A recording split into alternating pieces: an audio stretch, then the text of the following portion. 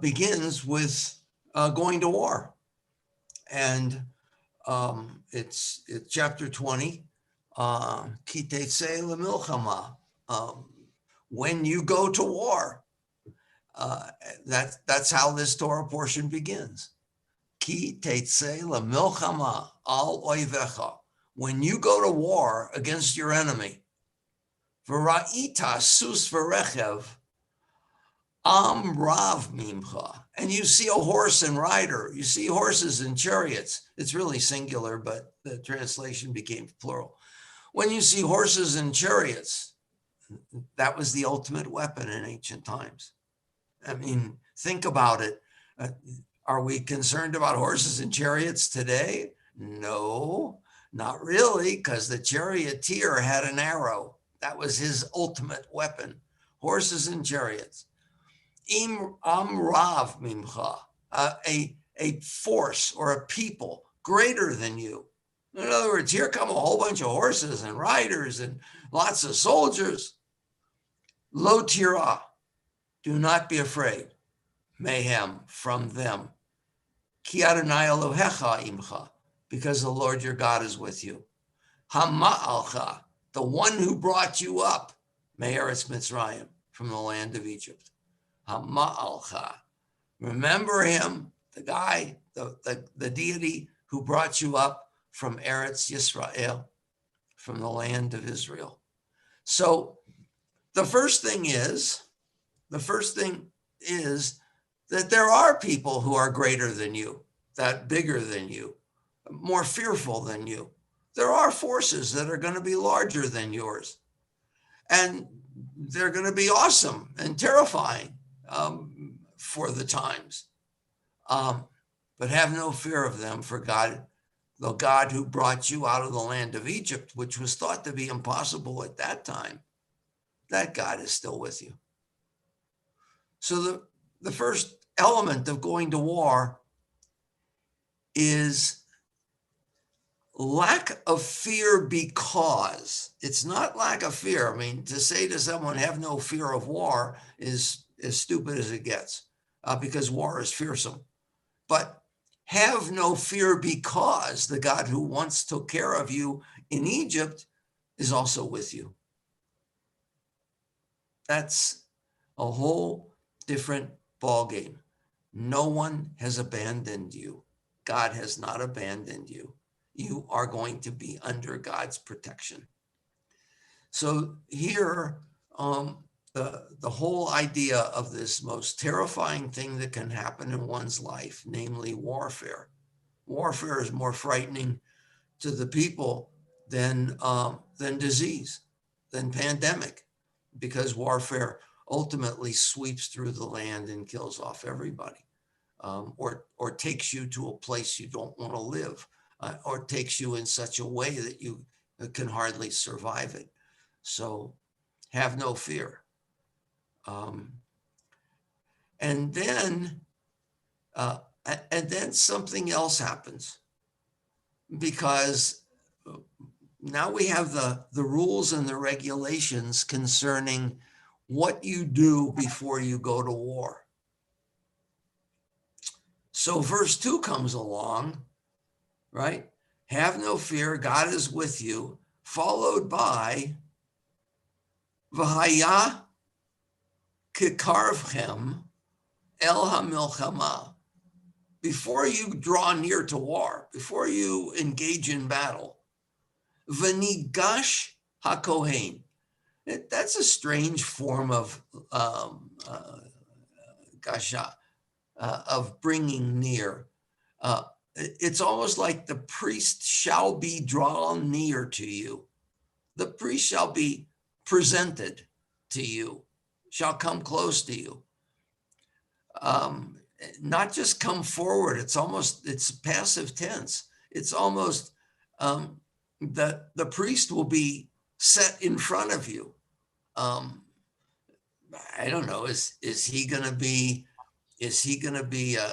a priest who is also kind of hesitant to address you, or what's the story?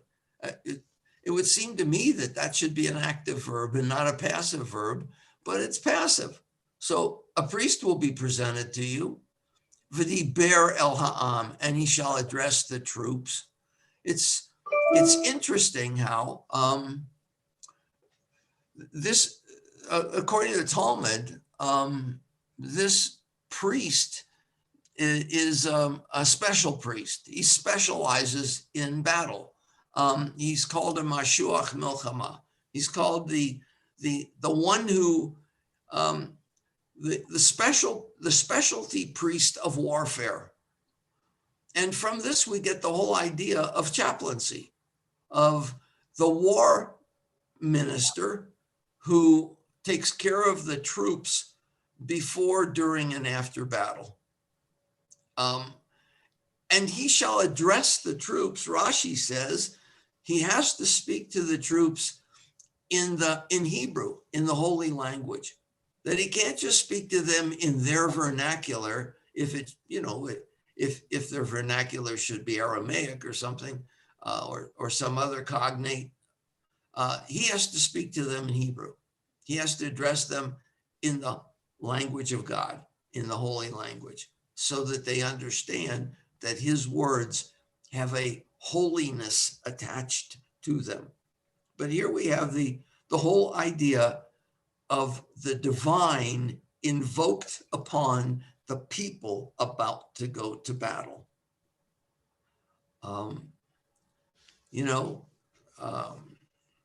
There are no atheists in foxholes, as the saying goes. Whatever major or minor attachment one has to faith or religion or what have you, in times of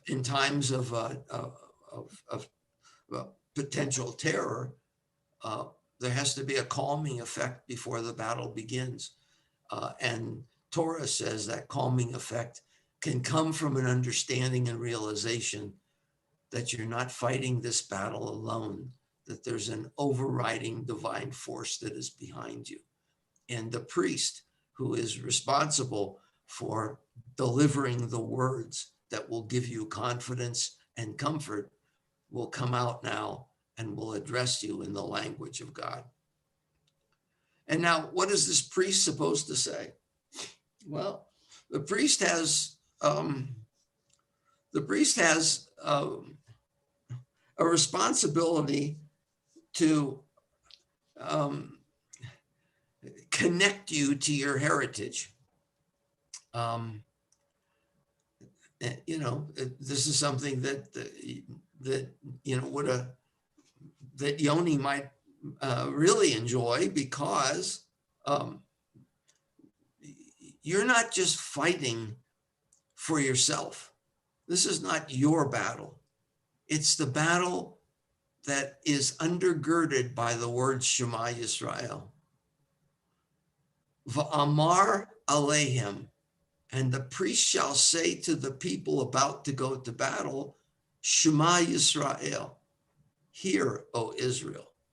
But Shema Yisrael doesn't just mean listen, Israel. Shema Yisrael is a connective phrase. It's the phrase that the people understand better than any other phrase. It's the phrase that says, Shema Yisrael is the beginning of the Ve'ahavta, of loving God and putting mezuzahs on your doorposts and speaking words when you sit, stand, walk, talk, whatever. It's the beginning of the Ve'ahavta. It's Shema Yisrael. We are Israel. Listen, O Israel. But not just listen, O Israel. Hear, O Israel, is the connection between Israel and God. Adonai Eloheinu, Adonai Echad, Lord our God is one. Atem krevim. Why is that krevim? It's PL, that's kind of strange. Atem krevim hayom lemilchama. You, plural, are approaching now. You're about to get involved in hayom, today, milchama, war. Milchama. Al oivechem, against your enemies. Al yerach levavchem. Well, we know that levavchem, lev is heart, levavchem, your heart, your hearts. Al yerach, strange. Rach is an adverb. It means soft. Well, an adjective here, I guess. It means soft, rach, tender. So yerach is turning the word tender into a verb. Do not let your heart get tender. In other words, don't let your courage disappear. But there's a word for courage. And yet here the Torah is actually talking about a soft-heartedness. And one wonders if this is a way of saying, don't let your courage falter, but when you start to succeed, don't be so tender-hearted that you let the enemy off the hook. There's a double implication from the word rach, and I'm fairly certain that it's intentional, but it's also kind of interesting that would be the word that was used here. Al yerach levavchem. Do not let your heart grow weak. Al tir'u. Do not. This is straightforward Hebrew. Don't be afraid. Al tir'u. Va'al tachpazu.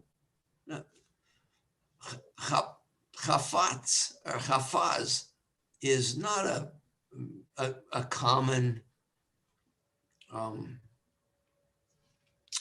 I don't know how often it's used in Hebrew today, but chafaz, I don't see that in the newspapers today.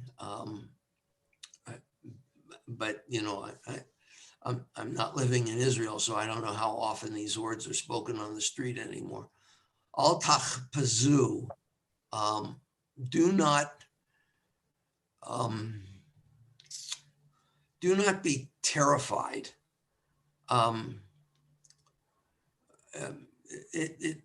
It means to it sort of has the sense of being one step worse than tir'u, than being fearful.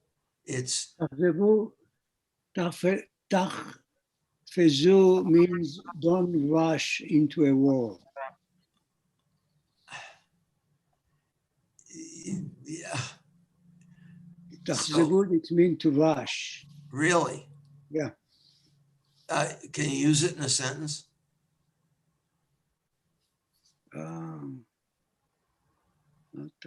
Could you use that word in crossing the street, as in don't rush across the street?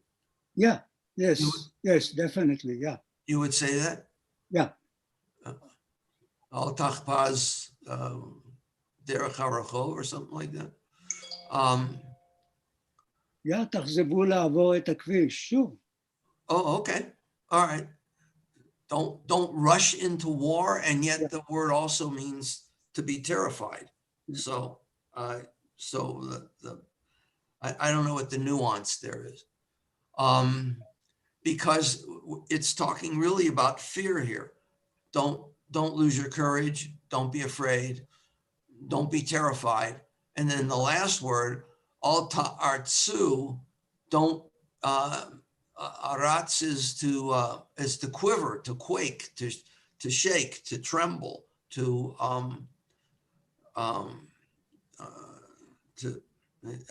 lose your courage. Mipnehem, from before them. So don't be weak of spirit, of heart. Don't be afraid. I guess you could say, if you translated it today, don't rush into battle. But I think in the sense of the line here in Torah, don't be terrified, and don't tremble before them. In other words, keep your cool. This is going to work out just fine. Just keep your cool. Don't panic. It uses panic in al tachbazu. Don't panic. Can tachbazu also mean to panic, or is it just to hasten? I don't think it means to panic. It doesn't. Okay. Yeah, it's just a strange word. I don't. I have never used it in a sentence before, so I wouldn't know. But anyway, that's verse 3. And now we come to verse 4, which is sort of the reason for verses 1, 2, and 3. So verse 4 comes along and it says, Ki Adonai Elohechem haholech imachem. For the Lord your God goes with you. Lehi lahem, to fight, lahem, for you. Im oivechem, with your enemy or against your enemy. Lahoshia etchem, to bring you, to save you, to bring you salvation. Lahoshia etchem, to bring you, it doesn't say netzach, which is victory. The translation is victory, but it's not the Hebrew. Lahoshia etchem, from Yehoshua, to bring salvation to you. Next week, I'd like to talk about the Jewish concept of salvation and the difference between salvation and redemption from a Christian point of view, and the difference between salvation and redemption from a Jewish point of view are totally different. So we can do that next week. But for now, this whole concept that God goes with you in battle, how does that resonate with anybody? I have a question. Rabbi, it's no different than a head coach who speaks to the football team or the team that goes out. It's what the coach basically says. Like, I'm with you, boys. Come on, boys, we're going to whip them. We're going to beat them. You know, it's the prepare for war, prepare for battle. When and particularly you see it. You know, we get offended sometimes by Jews when we see this, but when you look at, you know, some of the Christian high schools and they gather around in their prayer circle before, it's the battle. Yeah. Right. I have a question related to what we just read. It seems to me that there is a message to be sent that gives you, if you're on the right side of the Lord, if you believe in the Lord, then you will be victorious. And that doesn't matter if you're a smaller army or a bigger army, doesn't matter. That doesn't matter. What matters is if you believe that the God is on your side. Is that true? Well, it certainly, it seems to me it would certainly help that if you had some sort of outside influence that was taking care of you, that would certainly go a long way toward making you feel better. Wouldn't you think? Yeah, that's what I'm thinking. I am asking you that. Yeah. I think as Rabbi Kaye said, yeah. In sports, the coach says, "I'm with you, boys, and you have all the stuff you need to win this battle against the enemy. Rah rah, go team, and as long as we are all free, white, and 21, let's all say a blessing for etc. And God will be with us, as if, as if God hit the home run and as if God made the touchdown happen. So in football, it might be a little different because you've got two teams who are praying to the same God. And now you have to sort of figure out which team God is with. And usually it's the team with better talent, as the Broncos can testify. But in a battle between two different or diverse peoples, as always took place in the Middle East in biblical times, you actually had a battle between deities. The Assyrians prayed to their gods, and the Persians prayed to their gods, the Babylonians to their gods. The Jews had their God. And in ancient times, as my dear friend David Kazaz would say from time to time, in ancient times, it was not just one people conquering another people. It was actually the God of one people conquering the God of another people. So that when a people was conquered, that people automatically gave up on its God and chose to pray to the God of the victorious people. Except that never happened with the Jews, who always thought that even if they were taken into exile, God would go into exile with them. And in no other people was that true. No other people took their God into exile with them. They basically just said, hey, what the heck? The God of this people did a pretty good job, so we'll just pray to the God of this people. But not the Israelites. The Israelites always took their God into battle with them, and always took their God into exile with them, which is why the prophets were so important in times of the people being taken into captivity, because the prophets came to say, God has a message for you, and that message is you will be taken care of. You will be well.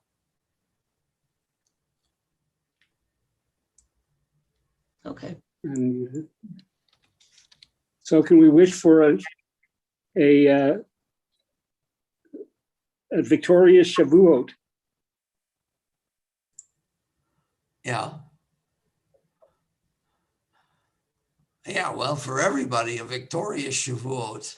May it be a happy holiday for everybody. Is anybody planning on having blintzes for breakfast on Monday morning? There are no diabetic specified blintzes. No, no blintzes you can have. Yeah, well, Ricky has been promising to make blintzes for Monday morning, but I have yet to see her start that process. So I'm still holding my hopes somewhat in abeyance until that process begins on Sunday. So we'll see what happens. But hopefully everybody will have a good Shavuot, and there are services, Zoom services at the temple for anybody who wants to attend. And there's also in-person attendance for those who want to go for Yizkor on Monday morning. And let us just hope that the God of Israel is with the Israeli forces in bringing this current battle to a fruitful conclusion, a blessed conclusion, and maybe a conclusion that will have some duration to it, some long-lasting effect to it, so that we don't have to go through this every 2 and 3 years. So, any questions about anything about Shavuot? Anybody need to know, have a clarification about what Shavuot is? It's the holiday of magic, you know. Yeah, I have a question. Yeah, Alan. Did you say we have services at the temple? Yeah, On there's Monday? in-person services. Yeah, yeah. You can go in person. Thank you. They're still wearing Yeah. a mask in services, but you can go. So tomorrow night, the Jewish Colorado and the Rocky Mountain Rabbinical Council put together a whole evening of learning sessions and worship sessions and all that kind of stuff. And so we will send out tomorrow the list of just the Zoom links to the sessions where our clergy are participating. But if you want the whole thing, you can go to jewishcolorado.org/Shavuot and register on their website. And when you register, they will send you a password, which will then unlock the full web page. And so then you'll see all of the links for everything. It's 5, I think it ends at like 11 or midnight. And so that's Sunday night, tomorrow night. And then Monday morning at 10 a.m. at the temple, we have our Shavuot service, and you can watch that at home on StreamSpot like usual, or you can sign up for in-person seating. We will have a choir. I don't think it'll be everyone, they'll be spaced out, but there will be a choir and there are Yizkor, and we have a Yizkor list posted in the lobby of the temple so that if there's someone's name that you don't see on there that you want on there, you can write them in. But yeah, so online experiences and then in person on Monday morning at 10 o'clock. Thanks, Yoni. Yeah, so we're good. Good. Rita? Shabbat Shalom. Shabbat Shalom, everybody. Shabbat Shalom. Shabbat Take care. Shalom. Thank you. Shabbat Shalom.